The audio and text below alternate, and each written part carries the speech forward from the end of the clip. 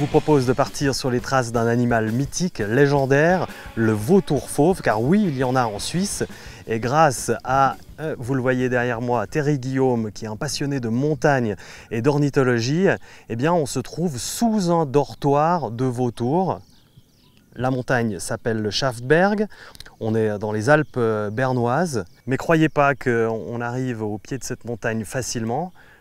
C'est à peu près 3 heures de marche avec un col.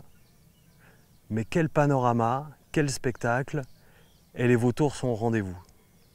On savait qu'il y en avait passablement dans cette région, puis à force de venir, de voir un petit peu où ils allaient, à quelle heure de la journée, j'ai fini par comprendre qu'ils dormaient de ce côté-là en fait, de la montagne, quoi, dans la falaise. Et c'est un phénomène assez récent qu'ils soient si nombreux et surtout qu'ils passent tout l'été ici.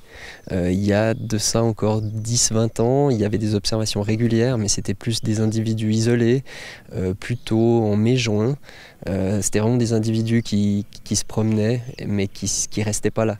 Après 1 heure d'observation, on a maintenant une dizaine d'individus qui sont dans le dortoir, dont un qui s'est mis juste là-haut. Ce qu'on peut dire sur eux, c'est que c'est des charognards, donc ils se nourrissent uniquement de carcasses d'animaux morts. Et voilà, ici ils trouvent soit des chamois, soit des moutons qui sont tombés en bas d'une falaise et puis qui sont morts, quoi. Donc contrairement à un aigle, c'est un oiseau qui n'a pas de serre, donc il ne peut pas du tout tuer un animal avec ses pattes. Et puis même son bec, quand il va sur une carcasse, il va profiter d'incisions qui ont été faites par les grands corbeaux pour enfiler sa tête dans la carcasse. Il n'est même pas capable lui-même vraiment de découper la peau.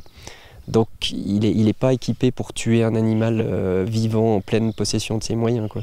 Alors pour le reconnaître, c'est un immense oiseau, c'est beaucoup plus gros qu'un aigle. Un aigle va faire 2,20 m d'envergure, lui il peut faire jusqu'à 2,70 m, 2,80 m. Il est vraiment bicolore, c'est-à-dire qu'il a les rémiges noires et puis le corps beige. Donc quand on le voit avec un bon éclairage, il est vraiment comme ça, très, très typique. Il a aussi une tête qui est duveteuse, qui n'est pas recouverte de plumes. Et puis quand on le voit poser, on peut voir ce long cou qui peut dresser comme ça, un peu comme un héron. Donc c'est un oiseau très, très, très, très typique.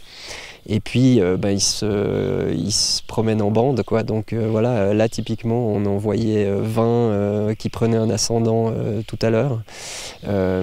Donc c'est vraiment sa façon de se déplacer. Il bat jamais des ailes, il va d'un ascendant à l'autre. Quand il prend un ascendant, ça lui permet de gagner plusieurs centaines de mètres en quelques secondes, sans un coup d'aile. Puis après il va se laisser glisser jusqu'à l'ascendant suivant et il se déplace comme ça. Ce qui fait qu'il a beau être immense et il a beau être nombreux, c'est très furtif. L'apparition de tout à l'heure, elle a duré peut-être 1 minute et demie, tout cumulé. On se promène, on voit absolument rien. Tout d'un coup, il est là. On voit jamais trop par où il arrive. Et puis, 1 minute plus tard, il a disparu. Donc voilà, il faut être vraiment très attentif, quoi.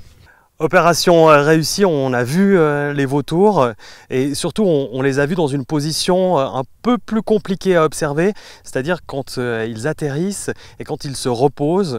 Pourquoi? Parce qu'on était dans leur fameux dortoir pour toute la Suisse romande. Mais vous, pendant tout l'été, c'est certain, si vous allez en montagne, vous allez en croiser. C'est aussi commun qu'un aigle. Ils sont là en tout cas jusqu'en août, voire fin septembre.